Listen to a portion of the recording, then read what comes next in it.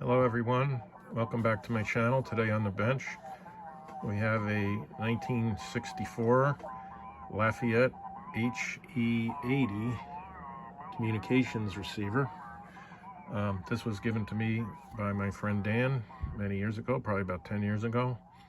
It was working when I got it, and I used it for a while. Then I put it aside, but I decided to get it out and start using it and getting it working well again.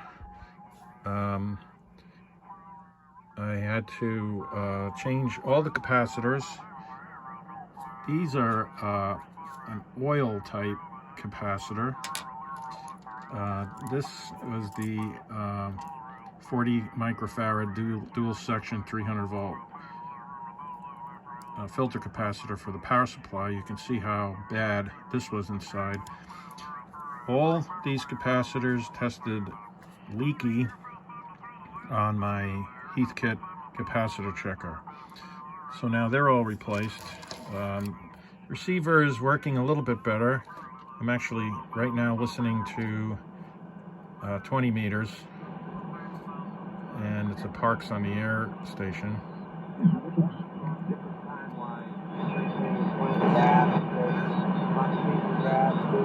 It's very sensitive. I did the IF alignment, which was off. Very touchy alignment to do, very touchy. This radio does have a product detector. It does have a CW-SSB mode selection. It does have a BFO.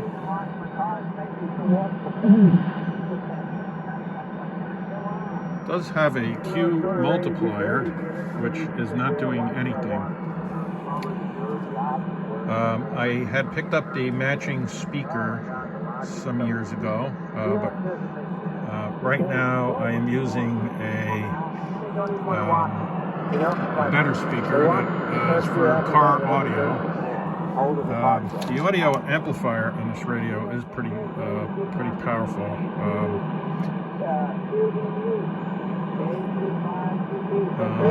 As with most of these older communications receivers, this is a single conversion radio. You have to back off on the RF gain to not overpower the radio, especially on the single sideband reception. I have not been able to run this radio full 100% gain on the RF gain.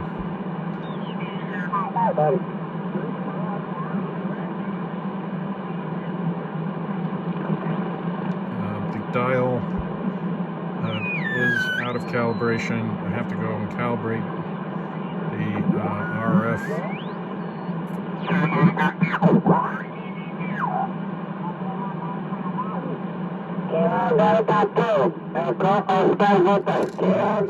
You really got to back off the RF gain on this receiver. I have an HE-10 Lafayette receiver. I have to do the same thing. Right now I've got it hooked up to my 40 meter dipole. Antenna trim is working.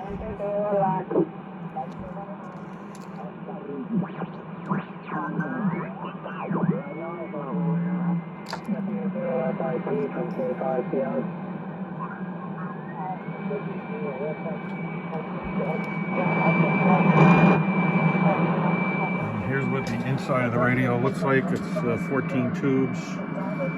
It does have a 6 meter reception capability. This is a very similar radio to the Lafayette HE-225. It's just the band coverage is different on the HE-225. So let's see if I can get some shortwave reception here.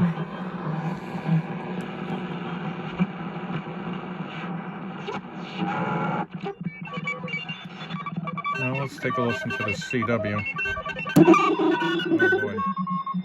Gotta really back that RF gain off.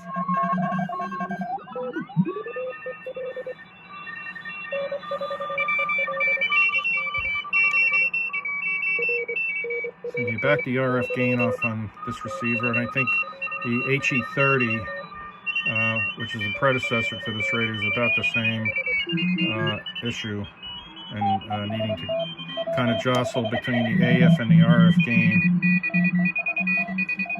FD8, I heard an FD8 station. FD8's kind of blowing this away.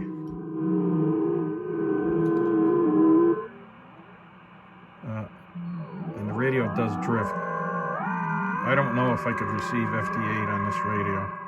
I got the RF gain all the way back down right now.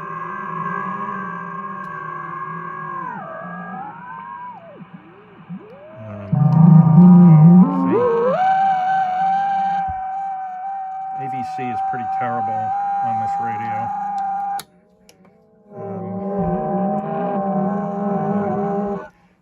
So let's find some shortwave. If you contact us, we would be happy to send you a free inspirational booklet. La contrainte. Le Hamas ne nous a rien demandé, il ne nous dicte pas ce qu'on doit dire. C'est au contraire nous qui avons supplié qu'on nous prendre la parole. La vidéo dure 3 minutes. Leur message, the 3 o'clock position on the RF gain on this radio, because then it gets distorted. Et on avait à peine de quoi manger.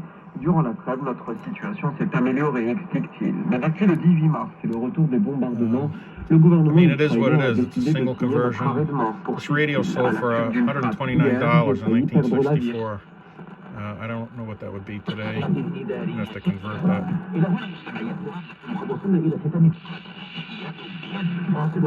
It's got 1 microvolt sensitivity specification. I mean, it is a pretty sensitive radio, but I really, when I was aligning the IF cans, boy, it was sensitive, really sensitive, but I got it. I'm very patient, and there's 2 points that peak for the 455 alignment. I went to the second peak, and that seemed to settle out okay here. So my next plans for this radio, I'm going to clean it up a little more, and this website here, Novo Systems, there's a little story here about improvements to this radio. This fellow out of Japan did quite an extensive review and trying to get this radio to work a little better. There is a product detector improvement that I think I'm going to try on this radio and see how it goes. And that's described in this article. It's you just Google this, and if you're interested in doing this work, it doesn't seem to be too difficult, but this fellow did do quite a bit of work. It's in Japanese, so you have to hit the convert to English button when you go to view it and download the document. But I will say this is pretty much a basic communications receiver. There's nothing advanced about it. The sideband is pretty minimal. I'm hoping the product detector improvements make it a little bit better. Definitely would have to use this with a digital frequency counter for accuracy. Compared to my SX101A back there, this is just not comparative at all. There are 2 different levels of advancements in receiver design. The SX101A is a fantastic single sideband receiver. This is barely adequate, this Lafayette. But I'm enjoying it. It's nice. I'm glad I've replaced the capacitors, and I'm going to try that product detector enhancement. And I got to see what I can do about this Q multiplier. There's a video. Someone went and restored an HE-30. It's HE-30 service notes, I believe is the name of the video. I think the author of the video, I think her name is Gabrielle. It's been a while since I watched that video, but she did extensive work to a Lafayette HE-30. She also did extensive work to an HQ-100A Hammerland, which I had when I was a novice. I think comparing the HQ-100A to this radio, I would take the HQ-100A over this radio. They're very similar, but the Q multiplier and the HQ-100A definitely worked. I think comparatively it was a better CW receiver, and I just like the Hammerland, the look of the Hammerland a little better. Although the Lafayette radio is very nice with its double dials like this. So that's it for now. Take care, 73. And again, the Lafayette HE-80. You don't see many of these around anymore. It's an okay receiver. Definitely in the HE-30, HE-80, HE-225, probably the HE-10. I would definitely recommend changing these capacitors. Again, look at this electrolytic, how crapped out it was. I restuffed the old can. All right, take care, 73. Bye-bye.